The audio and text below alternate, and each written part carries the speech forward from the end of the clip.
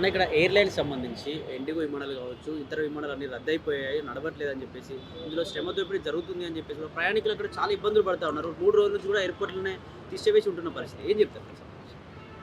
ఈ దేశంలో అదాని ఒక్కడు, అదాని, అంబానీ ఇద్దరే ప్రధానమంత్రికి బాగుంటే సరిపోతుంది. ఈ దేశంలో హిందువులు బాగుండడం వాళ్ళకి ఇష్టం లేదు. ఈ దేశంలో ప్రజలు బాగుండడం ఇష్టం లేదు. ఒక్క అదాని, అంబానీ మాత్రము వాళ్ళు ఈ దేశంలో బాగుంటే సరిపోతుంది అనుకున్నటువంటి ప్రధానమంత్రి నరేంద్ర మోడీ గారు. ఇయల్లో ఆ ఇండిగో సంస్థను కూడా ఈ దేశం నుంచేలే పూర్తిగా పంపించాలనే ఒక నీచమైన సంస్కృతితోని ఆలోచన చేశాడు ఈ దేశ ప్రధానమంత్రి. దాన్ని కూడా అదానికి అప్పచెప్పాలని ఆలోచన చేస్తున్నాడు. అందుకోసం ఈ దేశంలో అన్ని కేంద్ర ప్రభుత్వ సంస్థలు అన్నిటి కూడా ప్రైవేటీకరణ ఎందుకు చేస్తున్నాడు? అదాని కోసం, అంబానీ కోసం చేస్తున్నాడు. ఇయలో ఇండిగో సంస్థను కూడా ప్రైవేట్కి అప్పచెప్పాలి. అది ప్రైవేట్లో కూడా అదానికి అప్పచెప్పాలని చూస్తున్నాడు. అది ప్రైవేట్దే, కానీ ఆ ఇండిగో సంస్థను ఇక్కడ ఈ దేశంలో లేకుండా చేసి ఇది అదానికి అప్పచెప్పాలనే ఆలోచన చేసే ఇయలో ఆ ఇండిగో ఆ సంస్థ మీద కుట్ర కుతంత్రాలు చేస్తున్నాడు నరేంద్ర మోడీ గారు.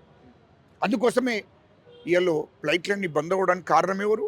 ఈ దేశంలో ఉన్నటువంటి అన్ని ఏర్పాట్లలో ప్రజలు అన్ని ఎయిర్పోర్ట్లలో మొత్తం దేశంలో ఉన్నటువంటి హైదరాబాద్ నుంచి మొదలుకుంటే అన్ని ఎయిర్పోర్ట్లు, దేశంలో ఉన్న అన్ని ఎయిర్పోర్ట్లలో ప్రజలందరూ ఆకలికి అలమటించిపోతున్నారు.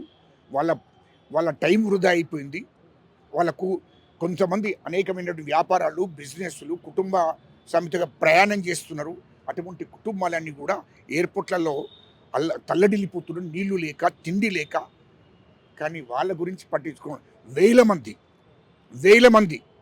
వాళ్ళు అంటే కనీసం నీళ్లు తిండి లేక అలమటించిపోతుంటే కూడా ఈ దేశ ప్రధానమంత్రి స్పందించలే. ఇన్ని రోజులు అవుతుంది. మరి ఇండిగో సంస్థ వాళ్ళు దాన్ని మేము నడిపియము, ఇండిగో ఫ్లైట్లను మేము నడిపియమని చెప్పినప్పుడు వాళ్ళని 24 గంటల్లో చర్య తీసుకొని వాళ్ళకి ఏం కావాలనో దాని గురించి మాట్లాడి, చర్చ పెట్టి దాని గురించి మాట్లాడి ఆ సమస్యను 24 గంటల్లో పరిష్కారం చేయవలసిన బాధ్యత ప్రధానమంత్రి గారి మీద ఉండే. కానీ దేశంలో ఎప్పుడు కూడా ఇట్లా జరగలే.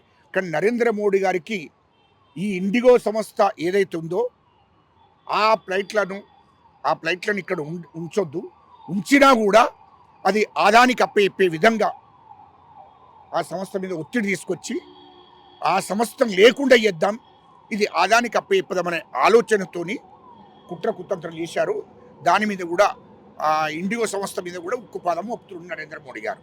ఇక్కడ తక్కువ విమానాలతో, తక్కువ పైలట్స్‌తో కూడా ఎక్కువ శ్రమ దోపిడీ జరుగుతుంది. అందువల్ల వాడి నిద్ర లేక కూడా ఇటువంటి ఇబ్బందులు కూడా వస్తా ఉన్నాయని చెప్పేసి కూడా వినిపిస్తా ఉంది. అవును, దాని మీద చర్చ పెట్టాలి కదా, దాని మీద చర్చ పిలవాలి కదా. సంస్థ CEO ఉంటాడు, వాళ్ళందరినీ పిలిచి మాట్లాడాలి కదా. మాట్లాడి సమస్యను పరిష్కారం చేయాలి 24 గంటలలో. 24 గంటలు చేయకుండా ఇప్పటికీ 1 వీక్ అవుతుంది. ఈ దేశంలో ఉన్నటువంటి మొత్తం ప్రయాణికులందరూ అల్లకల్లోలం అవుతున్నారు, ఆకలికి అడమలటిస్తున్నారు, వ్యాపారాలు నాశనం అయిపోయినాయి. బిజినెస్ల కోసం బయలుదేరినటువంటి వాళ్ళ టైం వృధా, ఆ బిజినెస్లన్నీ మొత్తం నష్టం జరిగింది. అనేక ప్రయాణాలు చేస్తున్నటువంటి ప్రయాణికులకు ఎన్ని ఆటంకాలు, ఎన్ని ఇబ్బందులు, పర్సనల్గా, కుటుంబ సామితగా, తర్వాత వ్యాపారంగా అనేక రకరకాల వ్యక్తులు ప్రయాణం అవుతుంటారు. వాళ్ళందరినీ కూడా దేశవ్యాప్తంగా ఎయిర్పోర్ట్లలో ఆగిపోయింది. ఇప్పటికీ 1 వీక్ అవుతుంది. మరి వాళ్ళ గురించి మనం ఆలోచించాలి కదా. ఈ దేశ ప్రజలే కదా వాళ్ళంతా, ఈ దేశంలో ఉన్నటువంటి ప్రజలే కదా.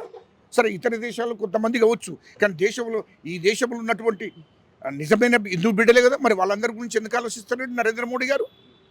అంటే ప్రజలను గాలికి వదిలేసి ఓన్లీ అదాని కోసం, అంబానీ కోసం ఉన్నాడు ప్రధానమంత్రి గారు.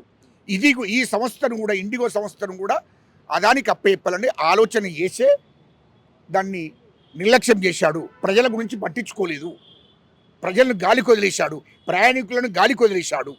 కాబట్టి ఆ ఇండిగో సంస్థను కూడా అదానికి అప్పచెప్పాలనే ఆలోచన చేసే ఇంత నిర్లక్ష్యం చేయడం జరిగిందేనా.